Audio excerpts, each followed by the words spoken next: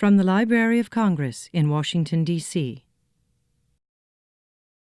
It's my pleasure to introduce the author who respects food, who respects his customers, and respects local Washington, D.C.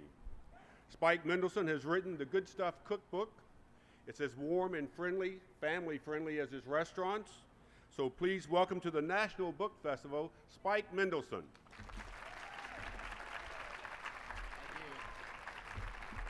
Thank you. Thank you very much. It's an honor to be here.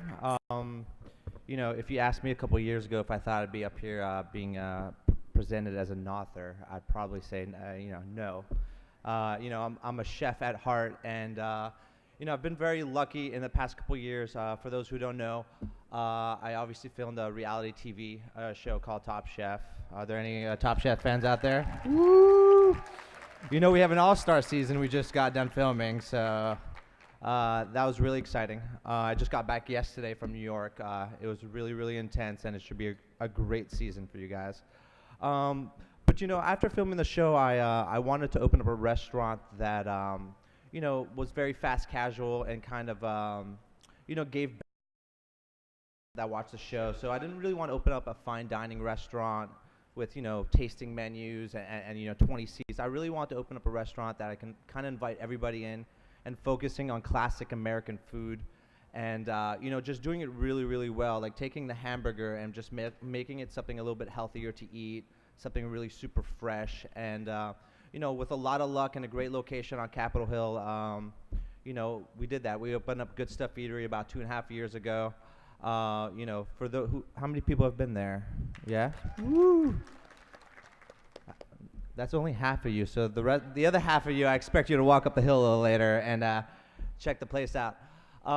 You know, and the great part about this concept is that it really kind of, you know, I was new to DC. I was very worried leaving New York City to come open up a restaurant in DC. You know, I didn't have too many roots here. My sister had lived on the Hill for a couple years.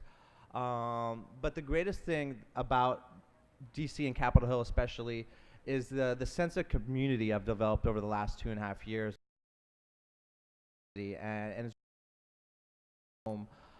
You know, I owe, you know, most of my success obviously to my customers and the people that support me on the Hill, and it's been an amazing ride. And you know, we came out with the idea of doing the Good Stuff Cookbook because you know, at Good Stuff Eatery, it's very family focused. It's very you know, farm to table focused, and there's just like a great feeling and great vibe when you go to the restaurant.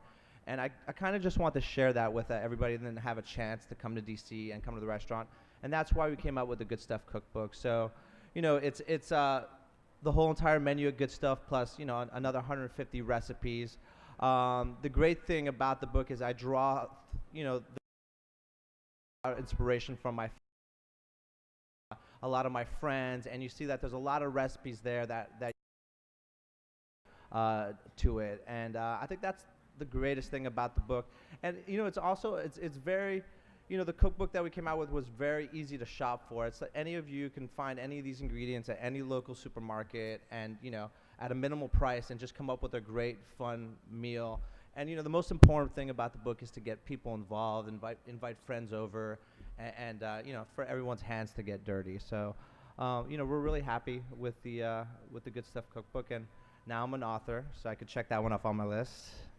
You know, are there any questions out there? I mean, I'd like to keep this open to questions, and yes?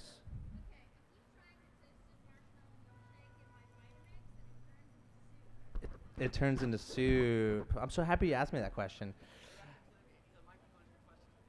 Okay, I was told to direct to the microphones, which there's 2 on each side for questions. Although the question was, she's saying that my recipe for my toasted marshmallow milkshake does not work in the cookbook. But no, just kidding. You know, the funny thing is that it's kind of, if you're using a VitaPrep at home, you're creating friction and heat. Because it's not really made to kind of spin milkshakes. At the restaurant, we use the old school Hamilton Beach that has a prong that doesn't kind of create friction. You know, the best thing I could tell you is probably leave out the milk and just work it just with the ice cream, like melted ice cream, and then the toasted marshmallows, and then just blend that together, and then it won't get as soupy. Yeah.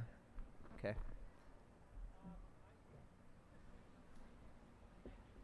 I enjoy cooking, but my interest and my creativity waxes and wanes. Right. How do you maintain your creativity and interest? That's a great question. You know, I maintain my creativity and interest, and I just keep it. For myself, I keep it really, really seasonal, and I get inspired by many different things. You know, I was in New York for the last week, and I got to go eat around everywhere, and everywhere I kind of went, I got inspired by certain type of ingredients or flavors. And I was like, oh, maybe I could, maybe I can do that at Good Stuff Eatery, or maybe I can do that at We the Pizza, or apply that. But I also, I'm standing here alone, but I have a huge support group in the restaurant, and it composes of my parents, my sister, and a couple of my best friends that I kind of forced to move from New York City to come open my restaurants with me. And it's just kind of sitting around the table, shooting ideas out. And I think we mostly relate on our experiences of travel. When we're coming out with new menus and we're trying to be creative, we always kind of look back on, first, like where we've worked, what molded us to be that type of chef, and then through, our travels through Europe or Asia or even New York, for instance, and kind of what we've picked up along the way. So, for me, it's just like life is just an inspiration every day, and I kind of apply that towards food and what I do. So, Thank you. yeah.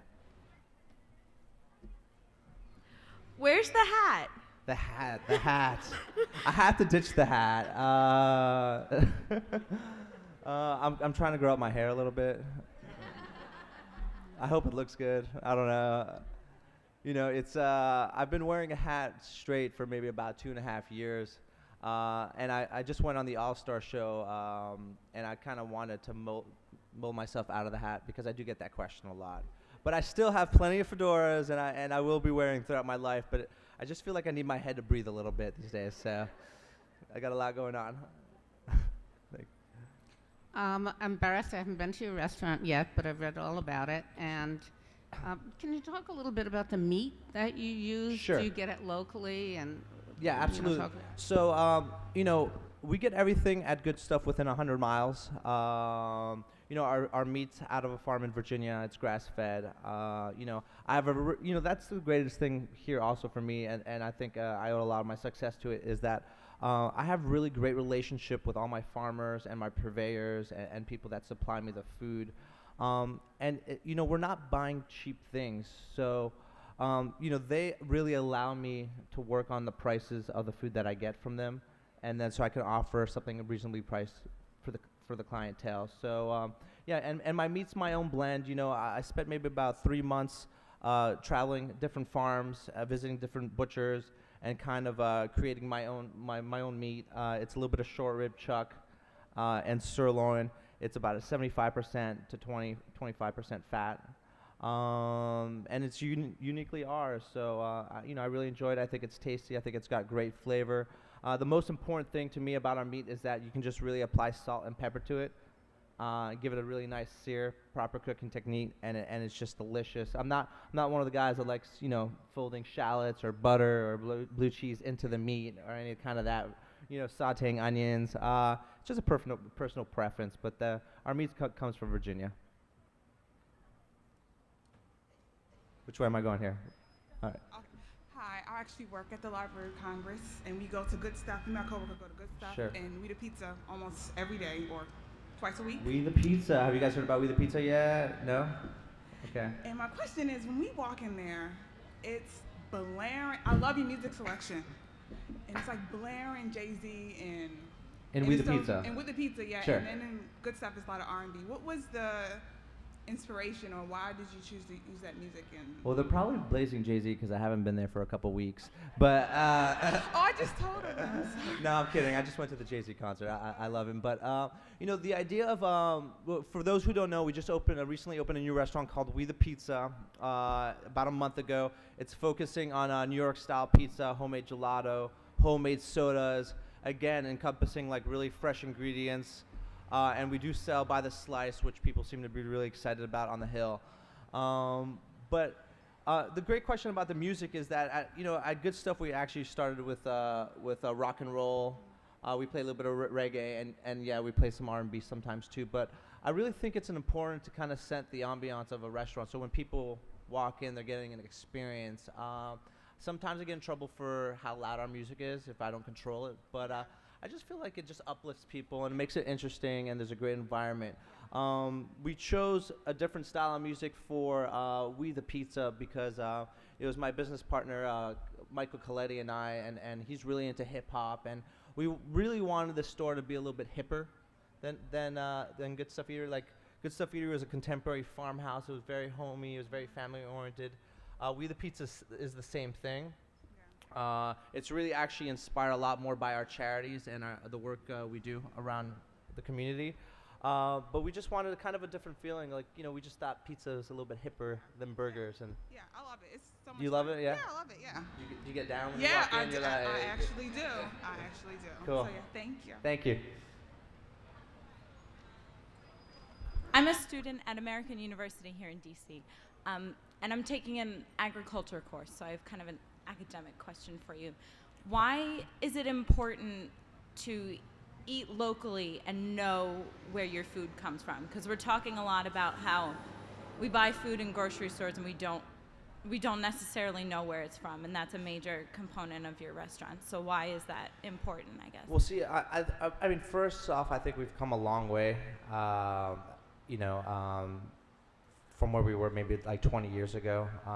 We seem to be like a very food-driven society, and people really kind of want to know where the food comes from. They kind of want to build that relationship.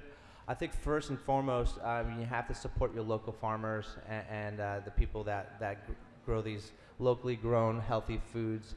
The thing about buying, food from supermarkets, it's not bad and it's never going to go away, obviously, but I mean, a lot of the stuff is really not seasonal. A lot of the stuff is sprayed with, pesticides. I mean, for instance, I'd much rather buy locally grown tomatoes that have full flavor than the ones that they pick in California that are green. They spray with ethanol. They go in a truck. They ripen on the way down here, and it's really not done in a natural process. And I'll tell you, a tomato that's locally grown, that's organic, the flavor is not even comparable to a tomato that gets, picked green and sprayed with ethanol and then traveled and bruised. And I just feel like people, kind of really want to form that relationship. And it's definitely better for for the local farmers here and supporting the local businesses. So I think that's why you want to try. Not that you'll be able to shop everything locally, but you kind of want to try to do as much as possible. So, does that answer the question? Yeah. Yes, Cool. thank you. There's no one there. I'd There should be, but there's no one there yet. I'd be interested to know what the influence the CIA had on your career. Sure. Huge influence. I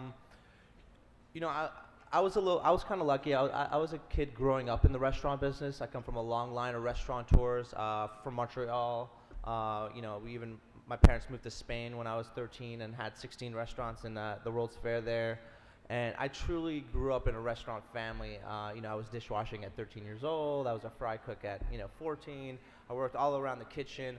And it came to a point in my life that I kind of wanted to refine my skills and see what I had compared to people that really wanted to be in the business, and that's why I applied at the CIA, and I went there. What the CIA did for me just kind of brought it together and really inspired me the most, because before I went to school, I had just grown up in the business, and you watch your parents growing up in the business, and they work all the holidays, all the weekends, they have very limited time off. It's kind of like a scary career choice as a child. You kind of want to do everything but be in the restaurant business. When I went to the CIA, it kind of really solidified that I had a natural talent. I was not better than anybody, but I was so much more experienced in the kitchen than a lot of the students that were in my class. And you kind of just reflect on yourself, and you're like, well, wow, I do have one talent that I'm good at, and I'm a little bit ahead of the game. So. That really inspired me. The CIA really inspired me to go after to work for the best places, work for the best chefs. After my experience at the CIA, I went to work for Thomas Keller in Napa. Went to work in Vietnam for a year for a very famous Vietnamese chef. I went to work for Sirio Mascioni, which is a famous Italian restaurateur in New York City. So it kind of just really motivated me. And you go to school to get a degree, but most of your training and your experience and the way your career is going to develop is working in restaurants. And it just gave me a really great base. And it gave me a huge networking pool. There's not a day that goes by that I don't run into somebody that went to the CIA, or I don't get a call from someone that went to the CIA, and that's kind of really what it brought to the table for me. Yes? I'd like to know where you stand on if you have to make the choice between local and organic, because you can't always be sure that you're getting both. Right. I'm leaning towards wanting to buy organic because I don't want the pesticides. Sure. But if you shop locally at markets, at local farm markets, I'm not quite sure how you find out for sure that they're pesticide-free. I don't know how to ask that question. No, sure. I'm not quite sure I know how to answer that one, but no, it's just the it's funny, the organic wave that we're on. It's there's a purpose for it, and it's for. I feel like you can apply that to proteins and a lot of obviously vegetables and stuff, but if you had to, I don't think you necessarily have to kind of pick one or the other. I think locally grown product is grown properly. Do you know what I mean? It's healthy, it's fresh, it's seasonal. There's nothing wrong with that product, and applied to. I think they're two completely different things. Right. And you can apply organic foods, most of the time, but you don't really necessarily have to apply it all the time. Buying stuff that's really farm fresh and locally grown is it's really great, and you're really supporting the community by doing that too. So. Okay, thanks. That's it. You guys are done? Come on. No, I have another question. Top Chef All-Star questions? No one? I have a Top Chef question. Can you talk a little bit about that experience? Sure. Was it horrible? It was so horrible. Actually, the Top Chef experience, it was funny. I was working in New York City for about 3-4 years.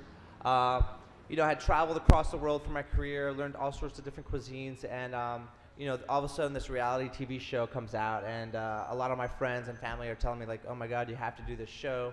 I wasn't really quite confident 100% with the show in its first couple seasons. I kind of waited till the 4th season till it started growing some legs, and I saw it being really recognized and appreciated by my peers and the chefs that I respect.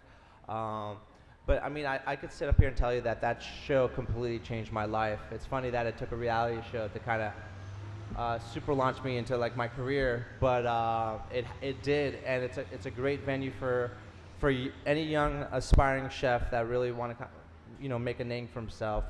The funny thing about the business is that there's so many young chefs these days that are getting recognized, prematurely, like myself. It used to be you had to pay your dues for at least like 20, 15 years in a kitchen before you even started getting recognized or appreciated as a chef. I mean, you look at Thomas Keller, like one of my favorite chefs, a gentleman that I work for and I look up to, really didn't start making a name for himself until he was 40 years old, with the French Laundry, and he had worked, broken his back for many, many years to get to that point. So I feel very fortunate that I kind of got to jumpstart my career, on a show.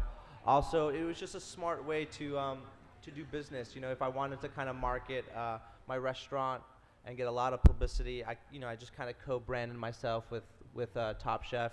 Open up a fast casual restaurant on the hill, and a little bit of luck, and you have success. So I owe everything to that show. 10 minutes. How long is the day at Top Chef? Like when you're How long is the day? Yeah, like one of the days when you're like have the final competitions, when they have you do a judges table and stuff. I mean, what time you wake up and what time is it finally over? Well, you wake up at like 6:30 in the morning, and you usually don't go to bed till about 2, 3 in the morning. It's a full day. The greatest thing about the show that it's I get a lot of questions: is it real? Are you coached? It's 100% reality. We're not coached at all. But what they do is they give us a really tough schedule and sleep deprivation.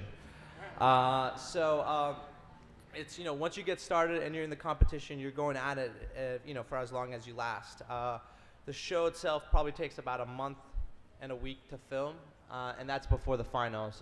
They stop short of the final 4 or 5, depending on what they're deciding on doing, and then they cut and edit the show, and then maybe within a week left of the show, they get everybody back together and they film the final.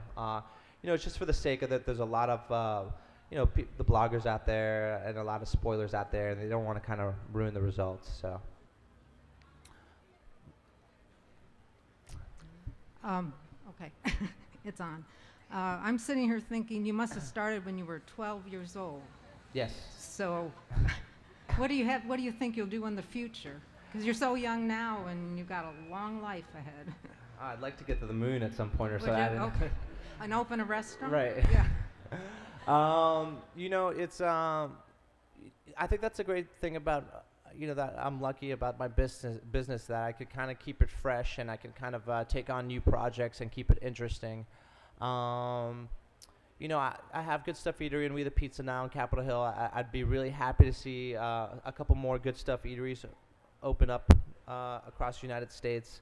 So I'm working on that. And eventually, I really, I'm enjoying the fast casual concepts. I kind of plucked my way out of a kitchen. Working from morning to night, and kind of, all of a sudden I'm becoming a restaurateur, and I'm designing restaurants, I'm designing menus, I'm paying attention to branding. So it's been a huge learning experience for me in the past 2.5 years, something I never really did before. Usually I just cooked food and let everyone else take care of that stuff. Now I'm getting to build my brands and build a whole restaurant from the ground up, which is really interesting to me. What I would like to do is I would like to get back at some point back in the kitchen with an apron on and working the line every day and kind of being creative. That's kind of what I love to do. It's kind of what I miss about the business. Not that I'm looking back in any way. I feel very fortunate. I've gone to travel across the United States and I'm having a lot of fun with my concepts. But I kind of want to open up a nice, cute 40-seat restaurant when it's appropriately timed. So that's probably what I'll do. And for the meantime, I'm trying to work a lot with the charities. I'm trying to really support Michelle Obama's Let's Move campaign. We're planning rooftop gardens at KIPP academies, everywhere in DC. I get to go do demos with kids and teach them about healthy food and how to cook. And I really am enjoying that part of my life right now. So I want to do a little bit more of that, and then probably open another restaurant soon. With Top Chef, how different is what we see on TV compared to your experience both with the other contestants and between you and the judges? Well, they only use maybe I think it's like 5% of the filming that they take. It's pretty accurate, I'd have to admit. They do a really great job of capturing the story. But sometimes you miss some things, like for instance, if maybe say there's a lot of great constructive criticism on one of your dishes, or but they only aired the part that Tom Colicchio said, well, this dish was flavorless. It's sometimes they take some of the judges the words out of context and they use them, and then it just doesn't look too great about you. They're like, well, Spike cooked a flavorless dish, he should go home. So you don't get to hear the whole entire story, because sometimes there's things that happen in the kitchen that the camera just misses. And the pea puree, oh my God, the saga continues. I think he took it. I think he took the pea puree. It's just I didn't get a chance to watch the reunion show. I'm sure you got asked a couple questions. I'd be interested to watch and see what he said, but he looks pretty guilty to me. Yes? Hi. Just want to know your favorite dish, and if you plan on expanding into Virginia at all. Yes, I would definitely be very happy to expand to Virginia. I'm just looking for a great location. I have heard the Shake Shack's coming to DuPont, and I hope none of you go there, by the way, if I see any of you there. My favorite dish, can I go with cuisine, probably? My favorite dish is kind of hard. My favorite cuisine is probably Vietnamese cuisine. I got to live in Vietnam for about a year and study the cuisine. I had also opened up a restaurant in New York City that was Vietnamese-French fusion. But I'm a simple eater when it comes to like the kind of food that I like to eat. Very minimal, very very simple ingredients, and that's pretty much it. I mean, I like, if I could pick one, I love pho ga. It's a spicy broth beef soup. I just think it's great. It's got lots of herbs in it, bean sprouts, a lot of different textures. It's got a lot of great aroma to it, and it's like it's a great meal. So. And one last question related to Top Chef. Do contestants really listen to the judges' criticism, or does it just go in one ear and out the other? I think most of the time, with me, it goes through one ear and out the other. I respect all the judges on the panel, especially the guest chefs. And I'm just joking with you. The thing is that it's such an intense show, and sometimes the odds are so against you, and it's so difficult that it's just like, you can just mess up just a little bit, and they're gonna make it a huge deal on television because they have to. It is very subjective, but yeah, it is. As an audience, a lot of times, well, most of the time, from my perspective, I tend to hear comments from the panel, and I'm just roll my eyes like, whatever. Yeah, exactly. Well, yeah, when Padma says anything, I'm like, whatever. It's like you took like a half a bite. No, I'm kidding. I love Padma, and she's come a long way. When she first started the show, it was a little iffy. I think she's really educated herself and worked hard to kind of talk food and know about food. But sometimes, like, it's really, really weird what comes out of her mouth. Thanks. Sure. I think we got time for 2 more questions. We're in overtime. Do we have time for 2 more questions? 1 more question? Okay, you're gonna have to pick the person. I don't want to get anything. Come on, just 2 more questions. There's just 2 people. Real fast. I've been watching Just Desserts, and it's got a totally different flavor or feel to it. Are pastry chefs really that much? Crazy. Okay. Pastry chefs are crazy. I think that's going to be a hit show because they are nuts, and I think we'll be able to see that soon. Yes? I actually had 3 questions, so I'm Sure. going to say them all, and you pick the one you want to answer. Okay. The first one was, what was the hardest thing you had to do on Top Chef Sure. or endure? What was the funniest thing you encountered? And how, since you've been both a contestant and a judge in this season, Sure. How do the chefs compare between the 2 seasons that you were on and you judged? Oh, I think I like the last question the most. I guess it's the schoolyard pick mentality. You know what I mean? It's some seasons you're gonna end up with a bunch of great chefs that are gonna really make a great show and mold, and then sometimes you're gonna end up with a season that's just a little slightly flat. Do you know what I mean? There's still, I love the show, I love watching it, but sometimes I think the New York season was maybe the flattest season of all for me. I don't know if you guys remember it. It was Hosea that won. I just didn't think there was much to it. I think they could have done a lot better job with New York, and they have with the All-Star show. So yeah, I'm looking forward to it. It should be good. Thanks. And so I just want to finish off by thanking everybody for coming. I really appreciate it, for the support and everything.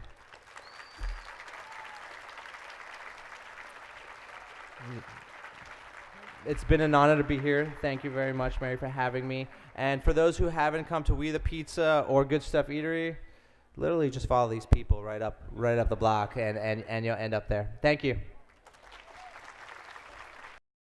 This has been a presentation of the Library of Congress. Visit us at loc.gov.